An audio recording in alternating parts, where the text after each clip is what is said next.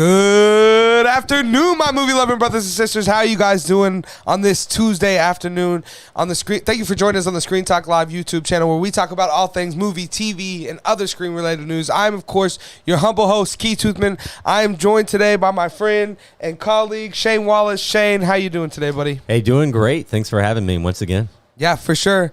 Guys, don't forget, if you're new around here, make sure you hit that subscribe button and the notification bell so you can have your movie news when you need it, where you need it. And the way we like to do things around here is we like to go over a few main topics, and when we're finished with that, we like to take any comments or questions or super chats that you guys leave down in the chat section below. So make sure that you guys are leaving those questions, and then make sure you're sticking around to the end of the show so you can see all those questions get answered.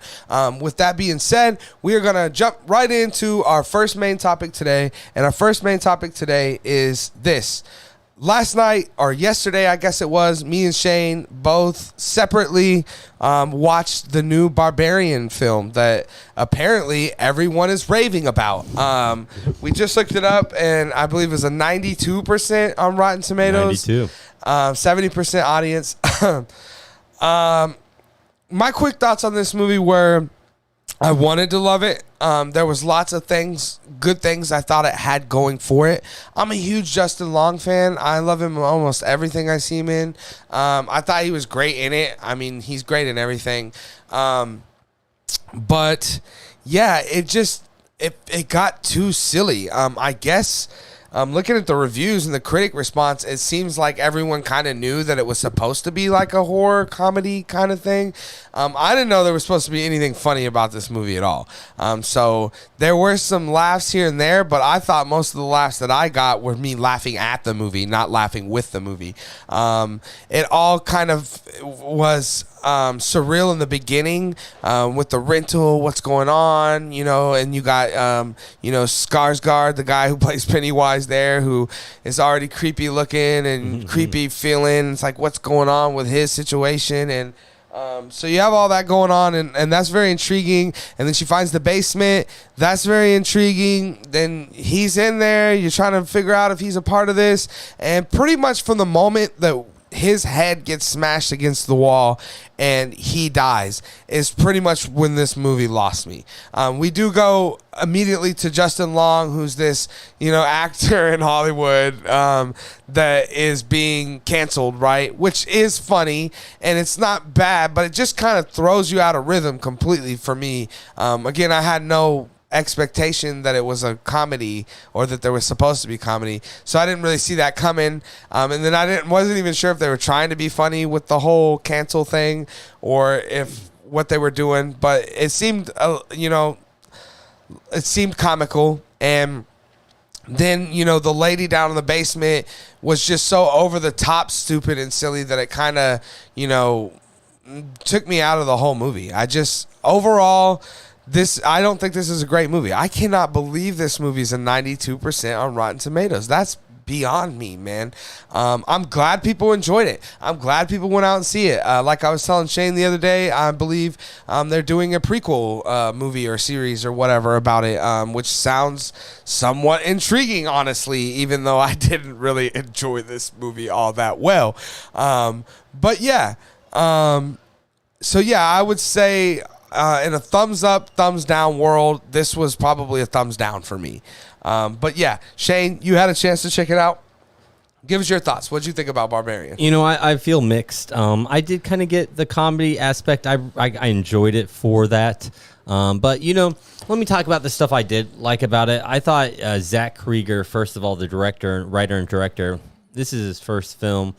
And I knew him a little bit from the Whitest Kids, sketch comedy group. So, I knew he had a comedy background, but I was really impressed with his first directing outing. I thought he handled the material very well. I thought he had a absolute vision that he wanted to see through, and it came across. There was a few instances that really stuck out too. I loved it whenever we get the flashback with the old man, and we track him with the camera, and it goes inside the car.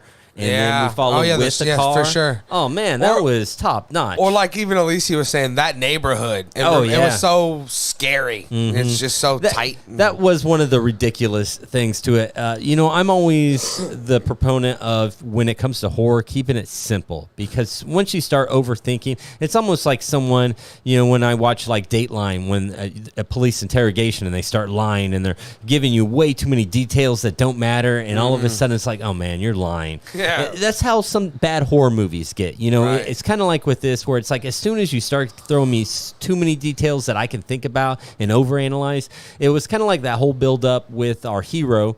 I don't see her name right there. Oh, yeah. Georgina Campbell. Sure. So Georgina starts off, and it's really cool. And, and you sympathize. great. Yeah, and you sympathize as her with a woman, too. Yeah. You understand her predicament. Yeah. And you understand her choices. And so this whole time, she's very cautious about staying with this man because she's a woman by herself. But we see the next day when she's driving through the neighborhood, and it's like so dilapidated. It's like, how would you get out of your car? How did you not notice this coming in, lady? Right? How did you not Google Map? That's what my wife said, too. Yeah, so there's these trade-offs with this movie. So it just left me feeling very mixed, where I enjoyed a lot of it, but there were too many of those spots that were just... The only thing I would say about that particular spot is that Marcus kept calling her phone, and she was trying to look at her phone, and she had like tweets coming in and Facebook messages, and so it felt like it kind of spoke a little bit about how we're so caught up into our phones that we don't notice that could bad be the things case. going on around us. But I highly doubt this being in Detroit. This is a very isolated street. Yeah, the cop thing, right? Yeah, right. I mean, that thing was silly. Well, the cops come out and she's just like another crackhead. Yeah. I mean, I kind of enjoyed that. Because again, I wanted to, because it felt like it could be real, but then at the same time, it just became like, I feel like it'd be real at 1st. Like they would have been very questioning. I think it was over the top for sure. I'm for sure. I'm not saying that it wasn't, but to me, it also said that this director had something to say. They talked about a little bit of with women. They talk a little bit about this kind of. Renewal of Detroit, about how this grassroots program is bringing the city back to life and helping communities and people. So it almost seemed like it was, the whole police scene had some, maybe agenda. I don't want to say agenda, but it definitely had a message that the director, even if it was over the top, that they were trying to say. So, I want to commend them for that. And, the one last thing I want to say about this film is that what really impresses me, I just saw this 10 minutes ago, the budget on this was $4.5 million. Well, and that most of that was to create the woman. Right. I would hope that it wasn't. What was expensive about making this movie? That's impressive. You don't see budgets like this, especially whenever it did have quite a bit of CG in it. So you could tell that everything else it wasn't very great cheap. CG. No, it was very, very $4.5 million CG. For sure. Yeah. If that. I mean, anytime you see the villain and you're laughing, that's never a great sign. But I thought it was with some of the humor with it, but like I said, there were too many parts that I just couldn't thumbs up, thumbs down world. Man, that's tough, man. There's nothing in this world that's black and white. I'm a gray person. Sucks that it's that way, but okay. Then if it's that way, then thumbs up. Okay, cool. Yeah, and that's what I think happens a lot of times with these movies is that, I want to feel that way too because it's well made. It's got so much going for it, but I think 70% audience rating. To me, I think that's a fair score. I think this movie should be in the 60s. Yeah, maybe even the high 50s. I mean, it was nice seeing Justin Long back. It was. Yeah. But yeah, guys. Let us know down in the comment section below what you guys thought of Barbarian. Have you guys had a chance to check it out? Did you like it, hate it, love it? Let us know down in the comment section below what your guys' thoughts are on that. Okay, with that, we are going to move on to our topic today. And our second main topic today is we actually watched the real Well trailer, not the 7-day don't die or will die if you watch it version. What was that? I don't know. We still yet. I don't want to know. I think it's best if we don't talk about it as much as we can. So we watched the real Well trailer, and it wasn't much. I wouldn't call it a trailer. I would call this a teaser for sure, or a teaser trailer, whatever you want to call it. Brendan Fraser looks crazy different. Good to see him back. You know, when I was a kid, Brendan Fraser, those mummy movies like were so cool to me, and he was always like the hero and the cool guy, and you know. Then like I said, I loved Monkey Bone, and I loved all these movies. So I haven't seen him in a long time. Good to see him back. Good to see him in a film that looks like it has some, you know, real shit going on, that's really well made, and has a story to be told. Shane was telling me a little bit about, and the trailer doesn't give you much of this, but it's about a man trying to reconnect with his daughter, who's, you know, massively overweight. I think you said 600 pounds. So it's you know, going to be real hard to do anything, let alone connect with your 17-year-old daughter when you weigh that much. He's also like a gay man who's been outcasted from his family, and it's based on somewhat of a true story or true events. You know how that stuff goes. But yeah, the little bit that we did see, I thought looked really intriguing. It looks exactly kind of like what I thought it was going to be, which is kind of this heavy drama about, you know, kind of a guilt trip about this man dealing with the decisions he's made that's made him so massively overweight. And I'm sure he's trying to, you know, break his habits to be able to walk with his daughter or go see his daughter or hang out without having to be in his living room or whatever kind of things he's dealing with, which I'm sure he is, because again, he's 600 pounds, right? So but yeah, I'm still excited to see this. This must not be coming till 2023, I'm guessing, because it's kind of getting late. It's coming soon in 1 month, December 9th. Okay, so then, yeah, okay. So they're going to put it, this is, what that means to me is this is a Academy level movie. This is something they're putting out right before award seasons that they want to be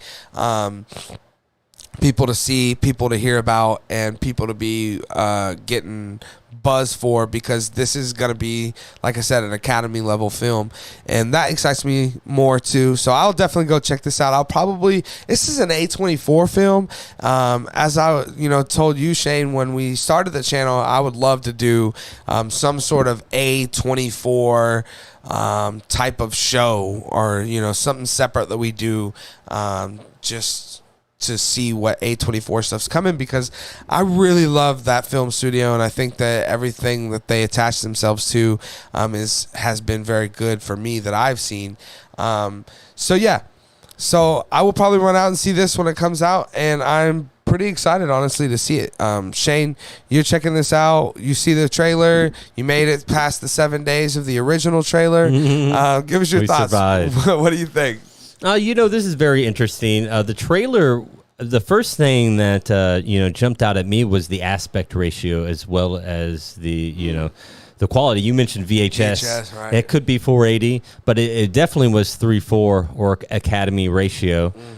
So that's an interesting choice. It is Darren Aronofsky, so we got to expect the unexpected. Right. And this film seems very straightforward, which, whenever before a Darren Aronofsky film comes out, the synopsis always do seem pretty straightforward, pretty simple, and then you see the movie, and it's like, wow, this is nothing what we expected. So, I think it's going to surprise some people.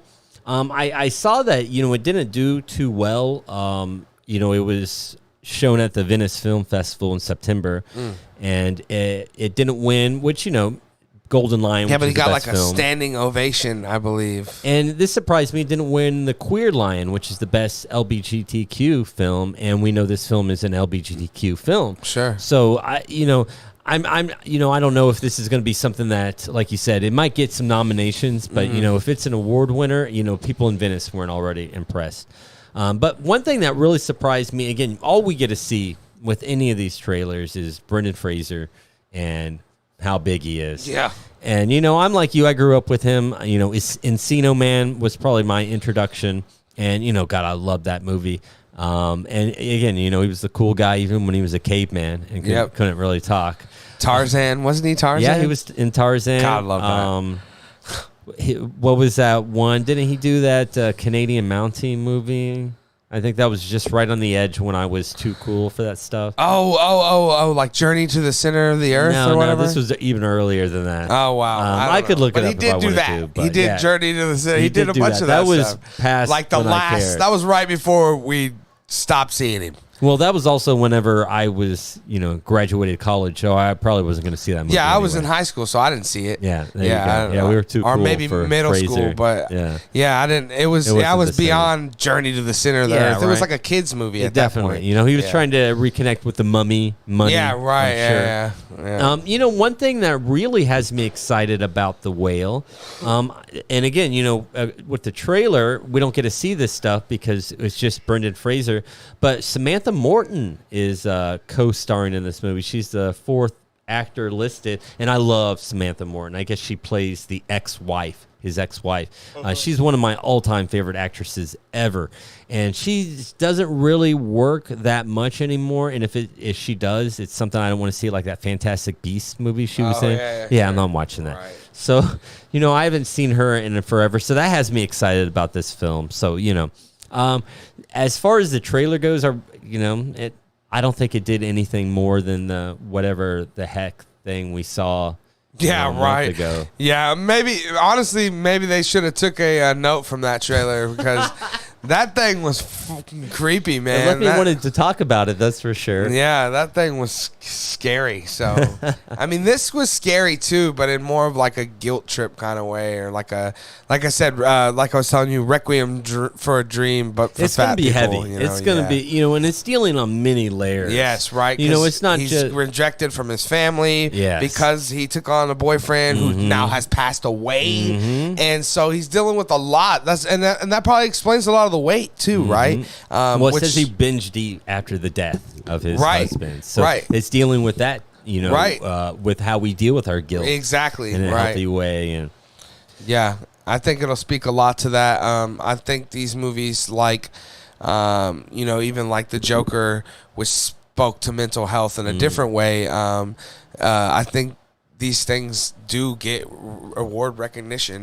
all the time. So since you brought that up, should we talk about the blowback of that he's not really 600 pounds because nobody had a problem with Joaquin not having, as far as I know, not having mental illness issues. Yeah, maybe he does. I mean, he is a phoenix. Yeah, they're out there. So. Right. He's also never ran a Joker gang, which offended me very much.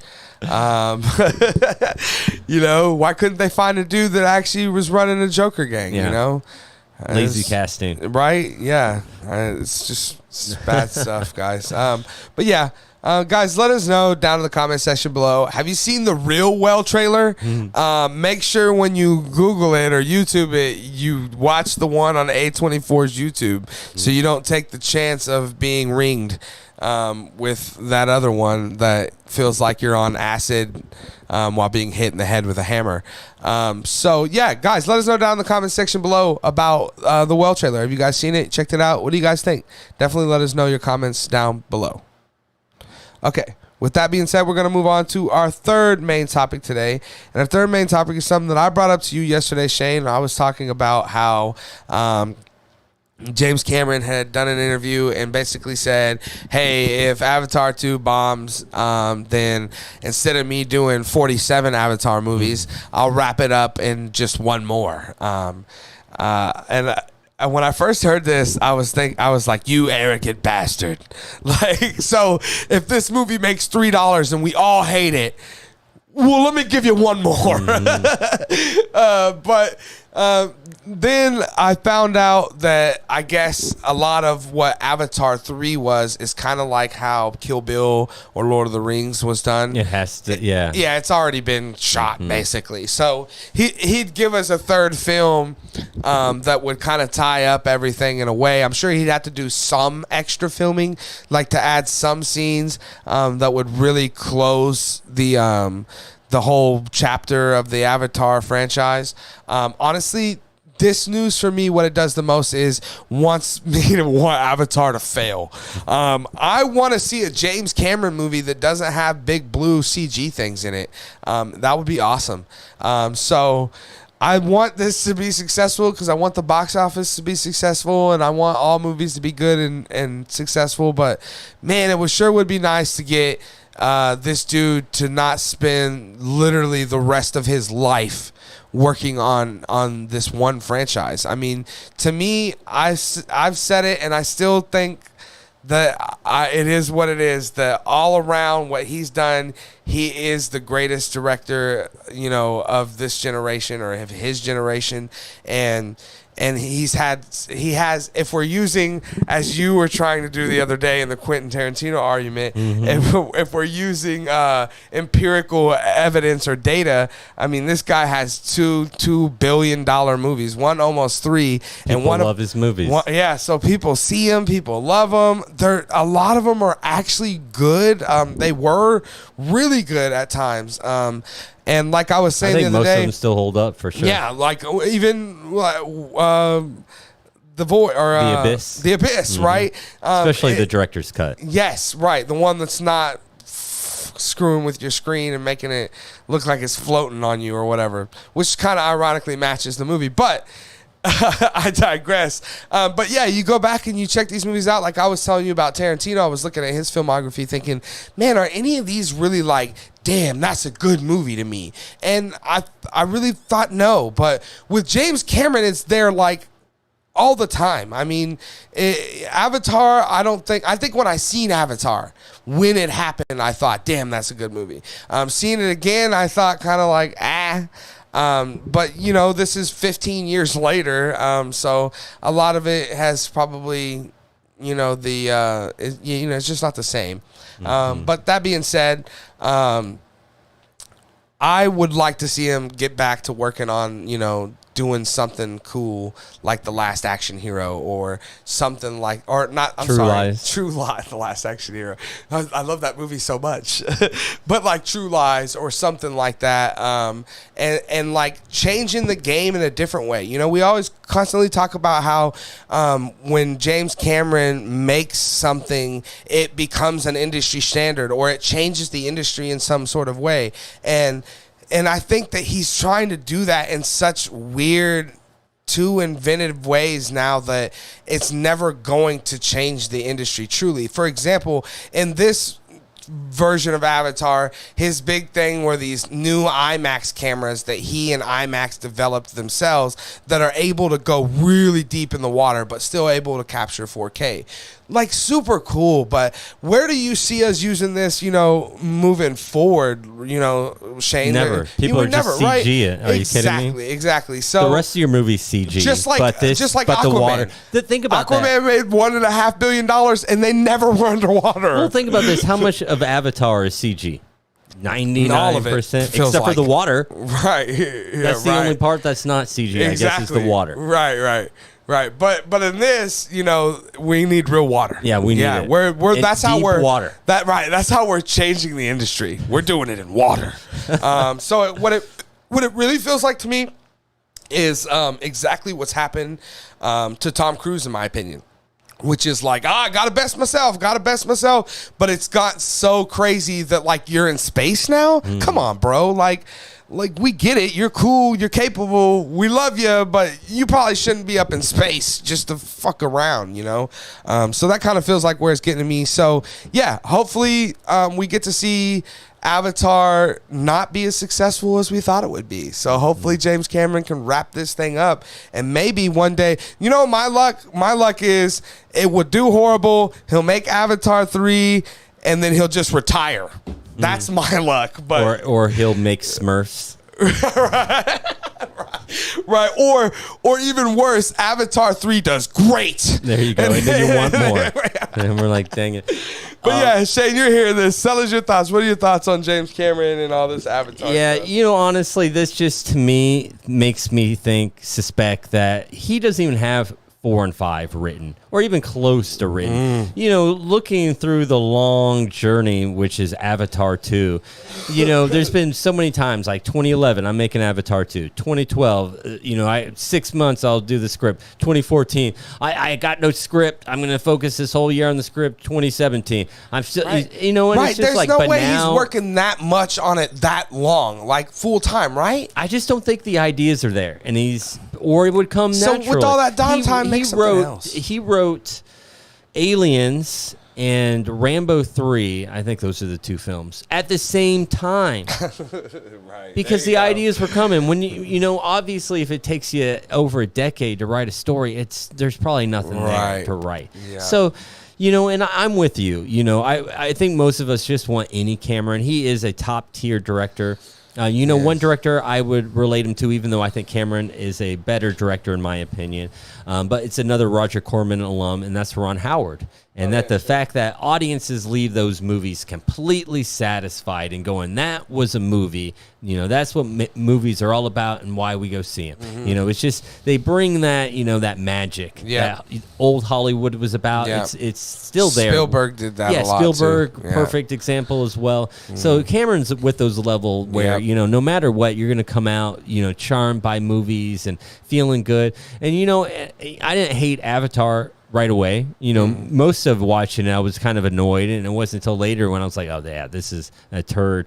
But, you know, it's still comparative, still better than, you know, any other movies coming out. So Cameron still has the talent within him to make good movies. And, you know, I agree, you know, just this taking up so much of his life. And I think now it's so funny how, you know, Key and I, you know, before we did the show, we spent many years talking about movies, and, you know, Key always followed current news and I didn't.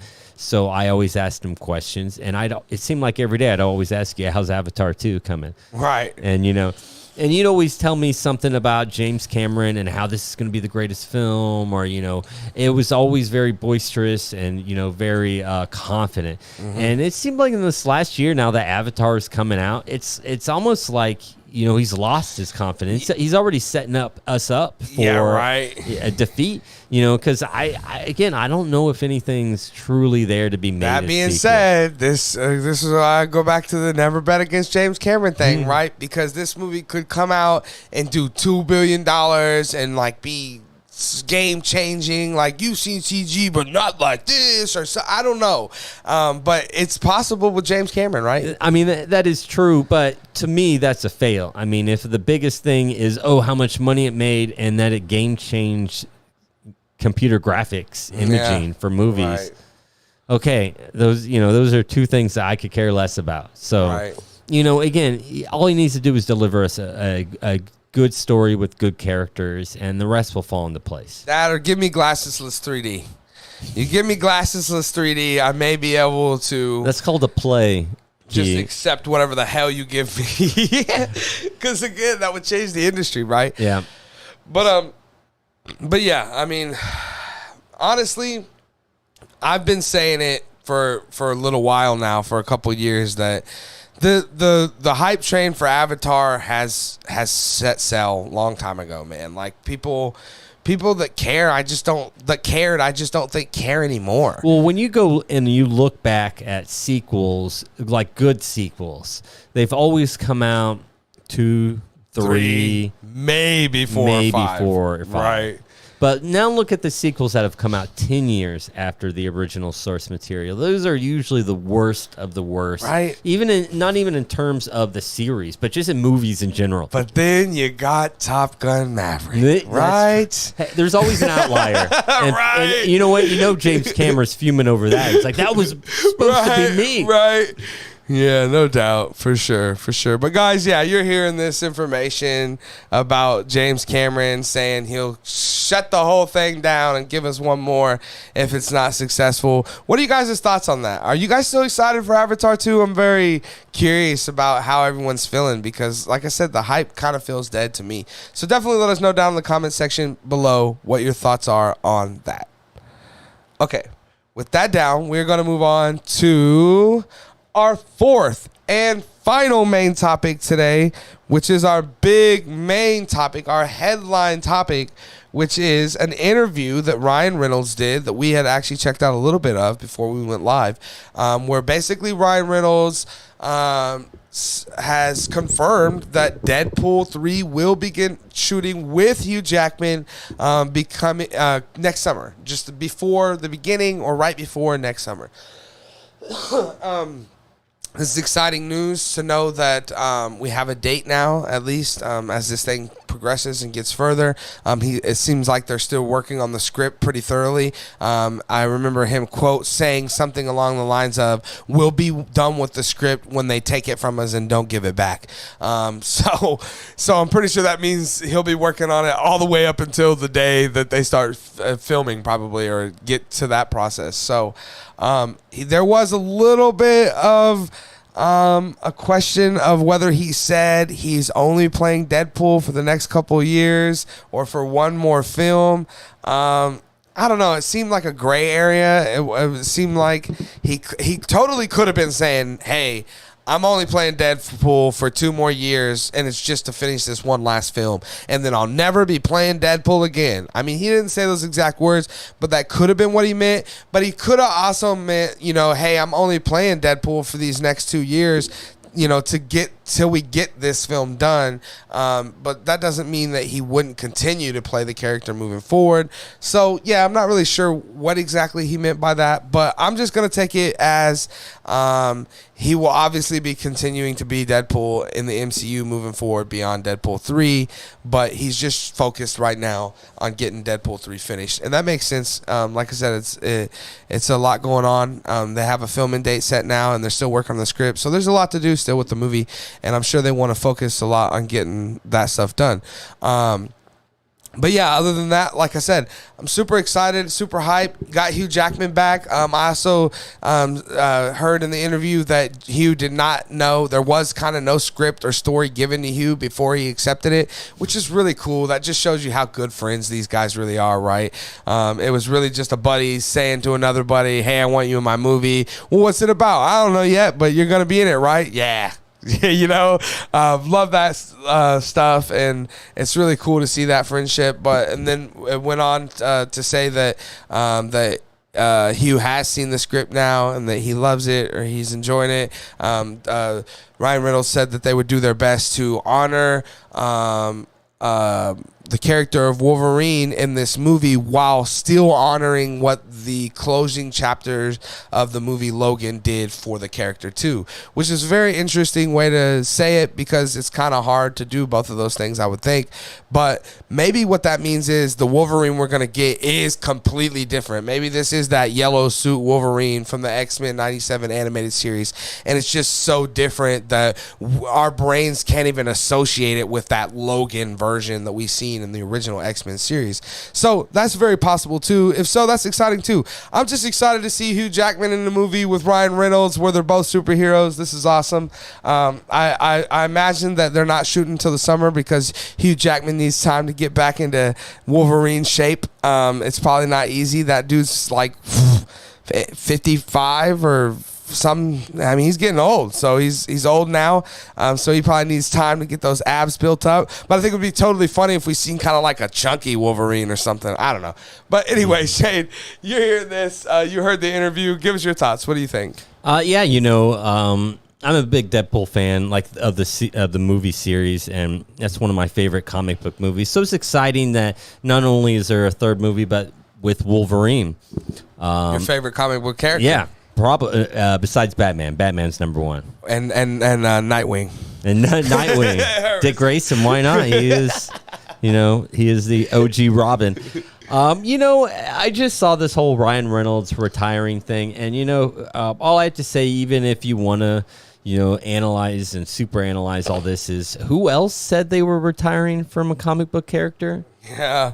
And now they're appearing as a comic book character in this movie. Right. So you never know. And, with Deadpool and how he operates, he could show up in any Marvel movie anyway. So, I don't think that this would be the last time we see Ryan Reynolds as Deadpool. But one thing going back with Wolverine, I think it's going to be what I'm looking forward the most is definitely the Wolverine aspect, because when we got the first Deadpool movie, you know, what they kind of did with the superhero and with the character, you know, very much poking fun of itself and playing with the genre. And you know, it's going to be so much fun to see that same thing happen with Wolverine. And I'm going to call it right now. I bet we do see the yellow suit Wolverine in this movie, even if it's a joke. Yeah, because, right, for a second. Yeah. Like I said, they're doing one of those montages where they're trying on suits, and he comes out and he's like, I don't like this one. Yeah, I told you it wasn't going to work. Sexy. Yeah, right. I could totally see it. Exactly. Yeah, so, you know, it's going to have a lot of those fan elements that we're going to flip out about. So, you know, I think the only thing I'm upset about is, God, 2024. It's 2 years from like this date or yesterday. Right. That Deadpool 3 is going to come out. Yeah. You know, back when I was growing up, you know, when I would read Wizard magazines, and, you know, it was about a year for us to get a movie. And, you know, that year of anticipation, that felt even then too long, but maybe the right amount. Gosh, 2 years to keep that hype going. Well, I mean, that's not counting, you know, the 2 years, 3 years ago that we found out about it. Yeah, right? Yeah. So That's true. It's kind of like Black Adam, you know, that was announced in 2011 or whatever. I mean, that's literally a decade ago. So, I mean, to keep your hype that long is almost impossible. And that might explain a little bit why Black Adam isn't doing as well as it probably could be, you know? You're right. You know, if Black Adam came out 5 years ago, 6, 7 years ago, oh, man. Could have capitalized on the hype.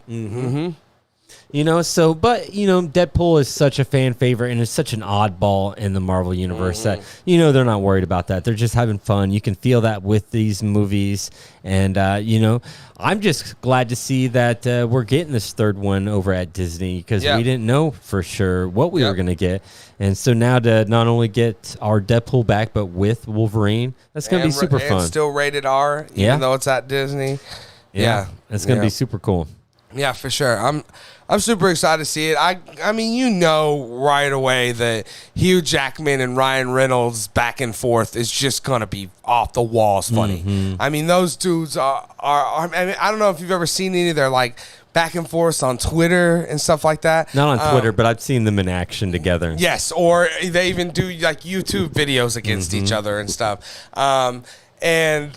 It's just you can great. tell they're best friends. Yeah, right. It's almost like, you know, we're seeing like an Apatow group of friends, where it's like when you see like Seth Rogen and, you know, like a you know, one of the other actors, James Franco, that you can tell that it's like, oh man, you know, these guys have been friends for years. Right, you know, they're not acting in this moment, and you get the same sense with these two guys. You know, maybe there's like a handsome man convention they met at or something.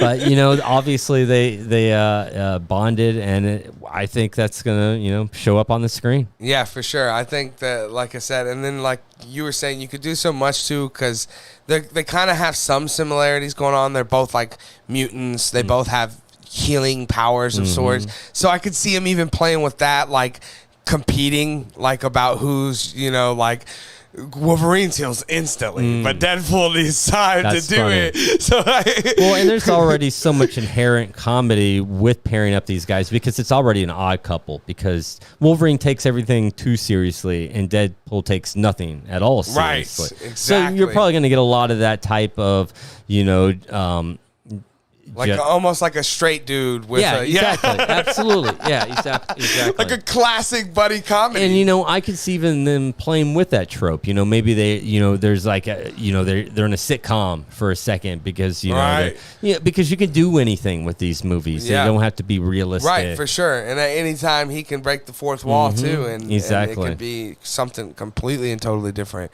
And yeah, I would like to see them implement that more. That would be really cool too. You know, I know you didn't see the season of finale of She-Hulk, but she actually like goes to the Disney Plus menu, and like funny. You can see all the little blocks. You know, She-Hulk and this and that, and she like punches hers out, and she looks down. She's like looking at all the other.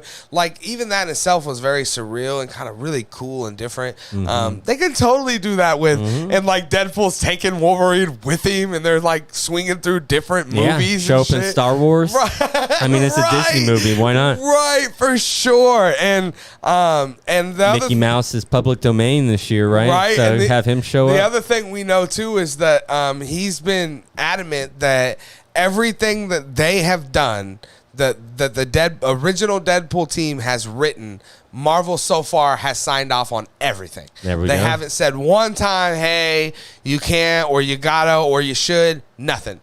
So that tells me that this is gonna be, this is gonna go at Disney hard. I guarantee you he's going to go at Disney hard. You know, he's going to make fun of Disney and Marvel and the MCU. And, you know, why'd you guys buy this? And now I have to be here. And, like, I can see all of that happening. Oh, absolutely. Yeah. And, you know, it kind of, if it's a headache, I can kind of relate. I remember when I ran a comic book store and I had probably like a 9-year-old boy come in and he asked me for the Deadpool comics.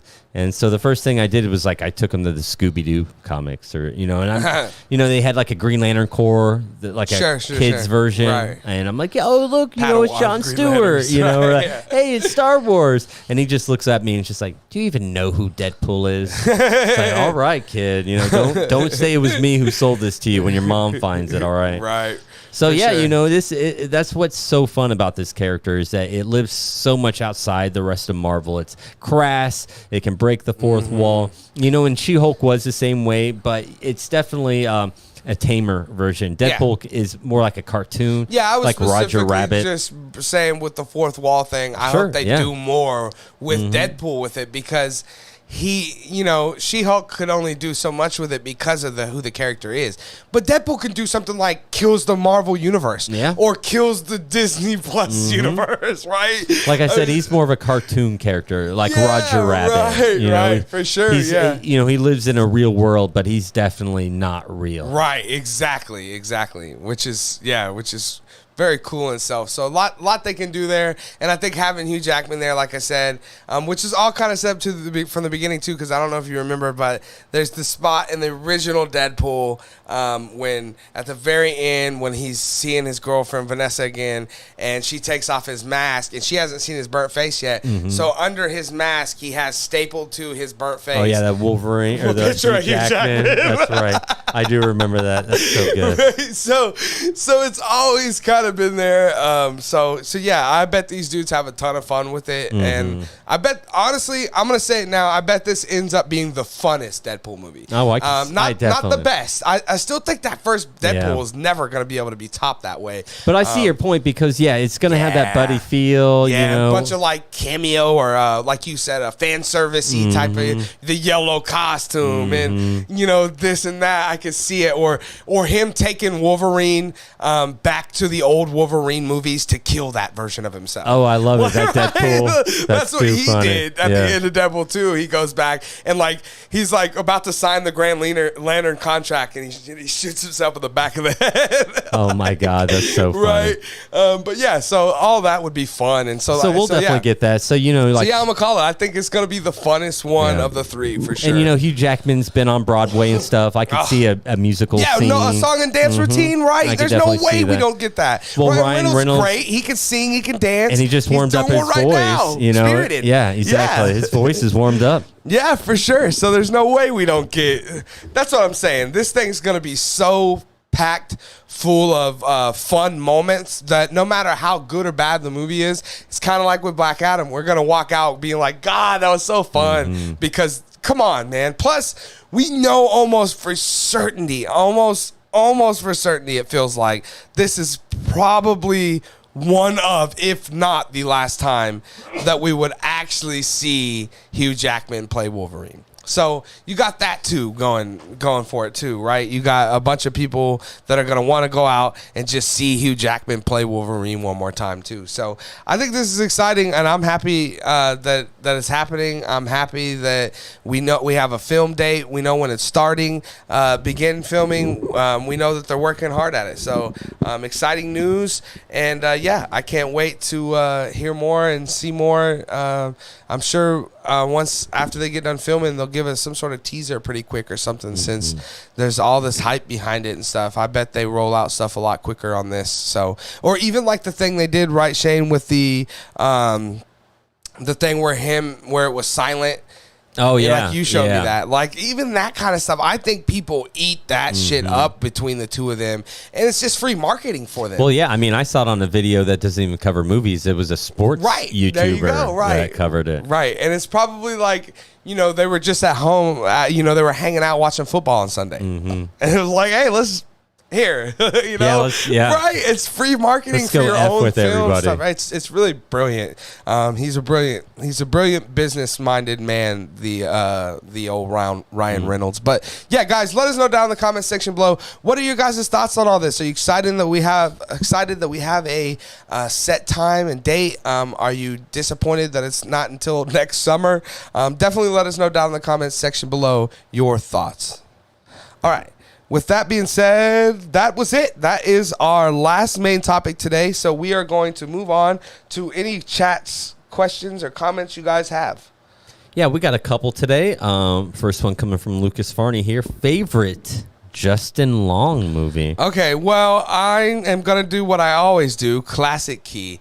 I'm going to give you my favorite Justin Long movie, and I'm going to give you the best Justin Long movie. Oh, okay. I'm going to start with the best Justin Long movie. And the best movie that Justin Long has ever been in my opinion, is honestly one of the most not talked about horror movies ever made, and that's Jeepers Creepers, man. That movie, I was probably 12 or something or whatever, and I remember it came out right around Lord of the Rings, and I remember that thing shook me to my core. I mean, I remember being so hyped for more Jeepers Creepers, and obviously there's a new one out now, Shane, whatever they're at, 4 or 5. It's like a 0% on Rotten Tomatoes, and it looks terrible, and I'll still probably check it out. I did check out 3, and it was like one of the worst movies I've ever seen, but I want to love these movies so much because that first one was so good. And honestly, I had never even met or knew who Justin Long was before I had ever seen that movie. So when I seen it, not only did I get introduced to Justin Long, who's a great actor and very talented individual, but I got introduced to this horror movie, like I said, that I still believe stands up to the test of time and is still just as good as it was the first day that I seen it. Still just as scary. And like I said, just not talked about enough. It's not underrated because the people that watch it are like, damn, this movie's good, but it's just underappreciated. You don't hear enough people talk about it when we talk about those classic horror movies. But man, Jeepers Creepers is a classic horror movie, man. I don't care what anyone says. In my opinion, it is totally a classic horror movie. So that's, to me, the best movie he's ever been in. My favorite, Shane, I was telling you that recently me and Lucas watched a movie where he's kind of tripping on a drug, and that movie's called The Wave. And I told you it had something to do with tripping because it's like you're riding the wave with him, right? That movie was great, and I really love that movie, and I want to say it's my favorite, but it's not. My truly favorite Justin Long movie is a movie that I have seen probably more than almost all other movies ever, and that is a movie called Accepted. And it is a movie where he kind of starts his own college. Jonah Hill's in it, lots of other comedians. It is a hilarious, funny movie. I actually just seen recently that it's like on Netflix or Hulu. So if you haven't seen Accepted, definitely go check it out. It's a comedy movie. It's not, you know, breaking barriers or changing the industry or anything, but it's definitely cool. It has the iconic scene where they're hazing Jonah Hill, and he's in the hot dog suit at the college saying, "Ask me about my wieners." Classic, iconic. And I always love seeing Fat Jonah. He makes me smile. So that's probably my favorite. Shane, what do you think? Yeah, you know, I got a few as well. I had to look up his filmography because the first thing that pops in my head now is Tusk. And you know, and I haven't seen that yet. I'm surprised you didn't say Drag Me to Hell. I love Drag Me to Hell, but Tusk haunts me, and I don't even like Tusk. Seen it. So should I see it? I mean, do you want to be haunted for the rest of your life? Then see Tusk. It is horrifying in a good and a bad way. I don't know how I feel about that movie. You know, I still, even 10 years later, I'm just like, did I like that? I always seen it on the shelf in Family Video, and I thought, man, this looks scary dark or something. Oh, it is. Yeah, and I was always so intimidated by and the performance, the name of it too. You know, Justin Long's in it. It also has what's his name? Bryan Cranston. No. He was in X2. He played the guy who made Wolverine. Wolverine with the adamantium claw. Oh yeah, sure. Brian Cox. Yeah, that's right. Plays the villain in it. He's terrific. And Johnny Depp has one of his weirdest characters I've ever seen him play in it as well. So I did not know he was in it. Yeah, you kind of have to see it, but don't. So I had to look up his filmography. So I'm going to give you a few films. I'm going to give you the best movie he's in. To me, my favorite movie he's in is Galaxy Quest. Barely in it, but I love that movie so much. Okay. Such a great movie. Have you seen Galaxy Quest? And you're a sci-fi fan. You got to do yourself a comedy, favor. isn't It's a comedy. I remember seeing a part of it on TV once and thinking, God, this is so stupid. But I had to be in, I don't remember, 8th, 9th, 10th grade or something. So it's a good stupid. It's not stupid, but the stupid comes from that it's a parody. Was it like 08 or 09? No, it's like 99. Oh, so it's really old. Really old. Okay. Yeah. Oh, man. Yeah, I was still in high school. Oh, it's so good. It has Alan Rickman in it. I love Alan Rickman. And it also had, I know, Sam Rockwell is in it, one of his first films. So, you got, and Sigourney Weaver is in it. Another goat. Yeah, right. So, you got to see it. Yeah. That's my favorite that he's in. My favorite character he's played would be, I love him in Zack and Miri Make a Porno. Oh, yeah. Where he's at the reunion, and he's got the husky voice, and he's in gay porno. God, that cracks me up every time I see it. I could watch that movie just for that. I haven't seen that in forever either, man. Yeah, why? But do it for that scene. And it also has Brandon Roth in it too, and he's all embarrassed. And, God, that scene's so good. Right, I wish that was like in any other movie. Yeah, Brandon Routh, the Superman guy, right? Yeah. But my favorite movie when I think of Justin Long is Accepted. Without a doubt. I love that movie. Yeah, and it came out during a time when there was a lot of those college movies, but and they all sucked. Yeah. And I remember when that came out, and I remember seeing like Orange County in the theater, and I remember seeing like Road Trip in the theater, and just by the time this came out, I was like, I'm not watching this. Right. It's like these movies suck. Yeah. And I think I saw it on TV one time. I'm like, how did I miss this? Right. This is so good. Yeah, it is. It's really good. Yeah, if you guys haven't checked out Accepted, definitely go check it out. Why it's on Netflix or whatever. What else do we got, Shane? Yeah, we got another one. It says, have they even marketed Avatar 2 well? Number one seemed to be everywhere. This one doesn't. Okay, that's the easy thing to explain. Number one also was marketed not very well at the time because no one knew that it was going to be a $3 billion movie. That movie was in theaters for 10 months, bro. So that being said, that the marketing got more as it was along the way. So by the 6-month point, they were marketing heavier than they had ever marketed for that movie. So that explains that if this movie does the same, then the same thing will happen. As time goes on, they'll start marketing even more heavily and say, and it becomes even easier to market, just like Avatar did. Because as it goes on, it's like, come and see that you're the only one who hasn't even seen it movie, right? Because so many people have seen it that now you're the one left out, and the marketing becomes easier because they have all these eyes and ears that have seen it that they can use as word of mouth to say, hey, everyone has seen it, so come out and see it. And that in itself is advertising. So I think, and also the fact that we've all seen the first one, right? So we all we need to hear. I don't know. I can see merit to that. I feel like in game there was more promotion before it came out. Yeah, for sure. But Endgame was a 25 movie buildup. It wasn't a sequel. Well, this was a 10-year buildup. Sure, but it wasn't a 10 movie buildup. It's still one film we've gotten 10 years. I still think that we would see more advertising. I just, it feels like, maybe they changed, but I'm surprised that there's not some McDonald's what's the release date for this? December 16th. It's 16th. It's in 5 weeks. Well, it also makes sense too because right now you had Black Adam. This week you got Wakanda Forever, and then once that dies out, in a month, you start marketing the shit out of this then because. If you start marketing now, you're marketing. So you still think that there's time to market it? I think so. That will be oversaturated by the time Thanksgiving comes. Oh yeah, by the time 2 weeks after Wakanda Forever, we're gonna be flooded with Avatar 2 shit. I guarantee you we will. Because, I think the biggest battle Avatar 2 has going for it is any of the Black Panther Wakanda Forever stragglers. They're going to have to convince, hey, don't go see that movie, even though you've heard to go come see our movie instead. Right. So it's going to be a big battle.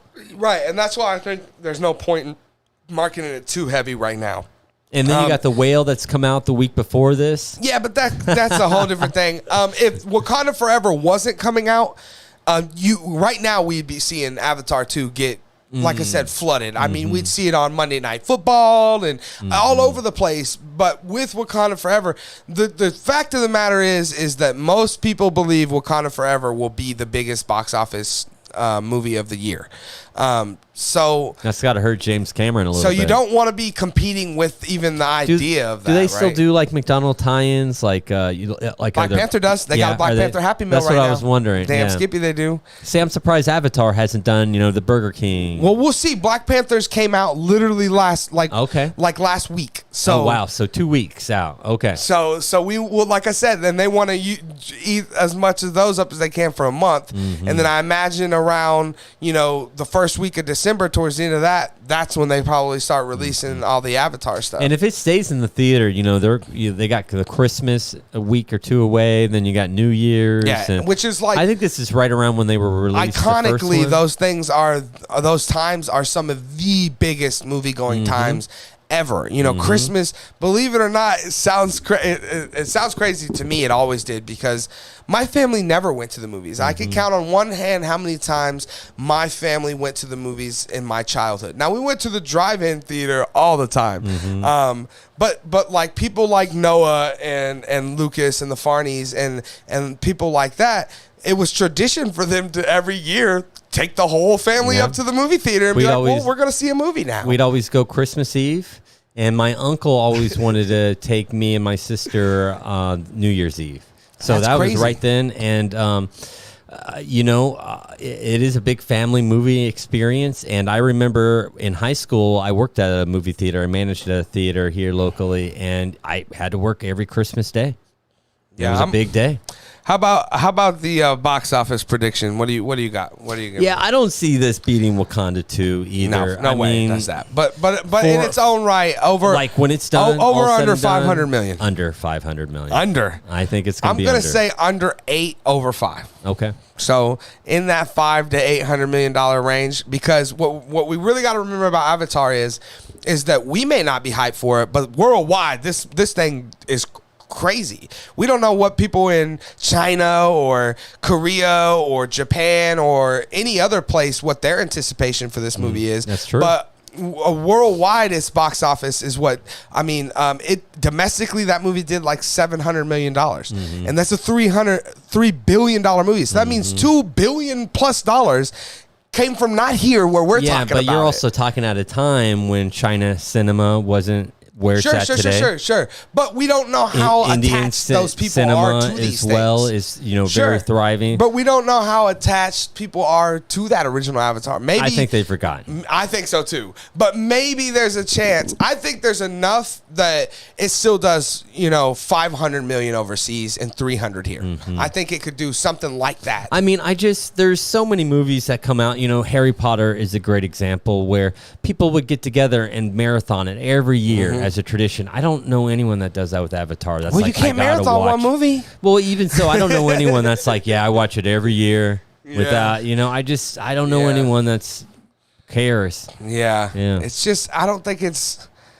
It wasn't good to I begin think Avatar was one of those one in a it was lightning things. in the bottle, right. and it was the effects. It was because people could see 3D. It had nothing to do with the movie itself. It was the experience. I think it was a decent movie. I think it tried to take things from really good movies, like Dances with Wolves, and it implemented good teachings. And I always thought that. If there was a movie that the most people in the world had seen, I'm glad it's Avatar. Yeah. I'm glad it's not A Clockwork Orange, Shane. Well, I'm glad the majority of the world hasn't seen Joker. I'm glad it's Avatar, where they're at least trying to teach it. You know, you were saying the other day on the show that it's art is about having something to say, right? And I feel like even though it gets lost in a bunch of war shit, that he does have something there that he's trying to say that we all kind of feel when we see it, right? And we all watch it and we're like, damn, why can't we be more like the Indians or the Na'vi or whatever? I really feel like the message in Avatar is like the love story in Titanic, where it's like, oh, I have all these great set pieces and action, but I need to keep, you know, the families want to see it. So let's just inject it with, you know, Leo. There you go. With Titanic, it was with love. With this one, it was, you know, humanity and, you know, empathy for other cultures, and, you know, so we could relate to that. But it didn't seem like that was the main point of the movie to me. It just seemed like, you know, that was something he was milking because he set it up that way. The main point of the movie was, you know, humanity, right, and how we are. I mean, because that's the way we are. We're always looking. No matter, we don't even see them as people. We seen them as animals, just like we did with Africans back in the day when we rolled up on them. We're still doing it today, right? And that's why we bought and sold them and stuff. And that's what they're doing in that movie, is they're disregarding these things as people, and they are people. And I think there's something to be said about that. I think it's way too a nail on the head with something like that. The main Marine sergeant dude, the old dude, he's so cliche, and I feel like that's my point. He's like the dude with the cigar in Aliens. Like, it doesn't feel like a honest message. No. It feels like a box checky thing. Yes. Like he was like, whoa, we need this and we need that, and just like the Titanic watching it this time. love scene. When I watched it the first time, I still feel like I was young and naive enough to think, well, this is cool, and I didn't quite see the box checking thing. But this time, it felt like that's all that was happening. Yeah, it kind of beats you over the head. And you know, my favorite, one of my favorite Simpsons Treehouse of Horror jokes is when they lampoon the Avatar, and it starts off with, it's like, okay, we need to send someone in to, you know, to spy on the Na'vi or whatever. It's like, oh, let's pick the guy who's disgruntled at the U.S. government. Great choice. Yeah, and so it is kind handicapped, right? And, well, it's kind of a funny thing, because it's just like, how did you not expect this guy to turn on you? And of course, support. But even that felt box checky. No, that's my point. Right, yeah, is that no? It was it was like so obvious, because it's like, who is he going to relate to? All the people that feel like that he can't do anything and ridicule, or the other people that are seeing that they're disadvantaged, but really they're special, like me. And of course, and it just seemed like, hey, all right, I got to sit through 2.5 hours for a story I already know how it's going to play out. Exactly. I mean, it was pretty to look at. And it felt like they wanted you to, you know, sympathize or wanted you to feel certain type of ways.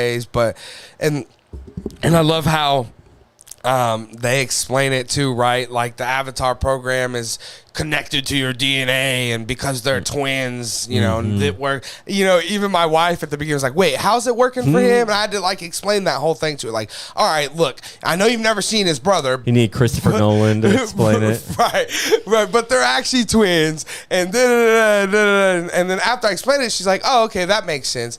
But again, you know, you shouldn't have to do that. Or it reminds me with Nolan and Tenet, where, you know, Trevor was explaining to me all this deep. There's all this science to reversism that Nolan's done, man. He's been doing all this research for years and all of this stuff, and I'm like, okay, well then why do you need a fucking oxygen tank when time's going backwards, Trevor? Because that way you don't see their mouths moving backwards. Right. And that's what it ended up being, right? The truth was, well, because I didn't know what to do with the mouse, so I just wanted to cover them. Good work, Nolan. But then you create all this BS to hide it. Yeah, and then you have to, like, use a 15-minute portion of the story, to, like, minutia all that in there to make it seem somewhat normal, while the fucking score is going, and I can't hear shit. Man, terrible movie, and I hate. It seems like music's overpowering dialogue more and more these days. You know, his sound mixes have never been great, and you name a Nolan movie, his sound mixes isn't that. It just never has been great. I don't know. I think that, you know, also when I seen it, I had a lot of people, including Trevor, doing the thing where, well, that's how he intended it to be, bro. And again, I go back to, I don't care if I sit down and a chef brings out a meal and I take a bite of it and I go, wow, this tastes like shit, and I want to throw up because it's so nasty. And he goes, well, I made it like that on purpose, bro. It does. Oh, now it's good. Yeah, it makes me think of another Simpsons joke I love. Lisa's at this jazz concert, and like they're playing atonal jazz, and someone's complaining. It's like, oh, this is awful. And someone's like, oh, you got to listen to the notes that they're not playing. And he's like, well, I could have done that at home. right. Exactly. All right, is that it? I think that's it. Sweet, guys. Yeah, thanks for joining us today, and thanks for all the comments and questions down in the chat. Again, that's always the funnest part of the show, is interacting with you guys. I've been joined today by my friend and co-host, Shane Wallace. Shane? Hey, thanks for having me. Yeah, for sure. And where could people find you at, Shane? At Planet Wallace on Twitter. Yeah, we always forget to let people know. But yeah, and you can follow me or find me at Keaton Toothman. There's my handle right down there. So yeah, guys, be sure to be back here tomorrow, same time, same place, for another show with more movie news. And yeah, we will be here to deliver that to you. And again, thank you guys so much for joining us today. We will see you tomorrow. Have a good one, guys.